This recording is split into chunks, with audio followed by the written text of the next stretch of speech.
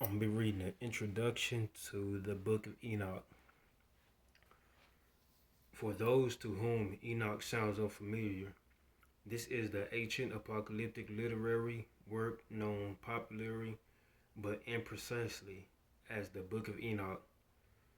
Most scholars believe that Enoch was originally written in Aramaic perhaps as early as the 3rd century BC. The oldest fragments of the book were found among the Dead Sea Scrolls and dated to roughly the 2nd century BC.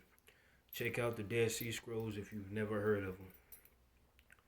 This places the book squarely in the middle of what scholars call the Second Temple period, 500 BC AD to 70 AD, an era more commonly referred to as the intertestamental period. This book will use the more academic designation Second Temple period. The Watcher story of Enoch, as many readers will recall, is an expansion of the episode described in Genesis 6:14, where the Son of God, Elohim, came into the daughters of man.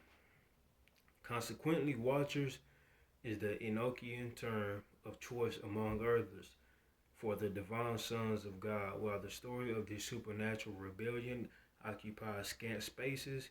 In Genesis, it received considerable attention during the Second Temple period.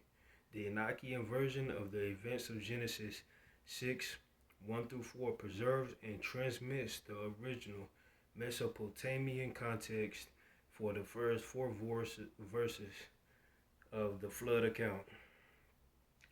Every element of Genesis 6:1-4 has a Mesopotamian counterpoint, a theological target that provides the rationale for these four verses wound up in the inspired text in the first place.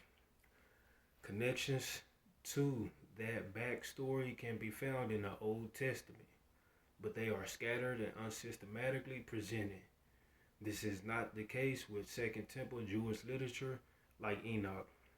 Books like Enoch preserve all of the Mesopotamian touchpoints with Genesis 6:1-4 when presenting their expanded retelling of the events of that biblical passage.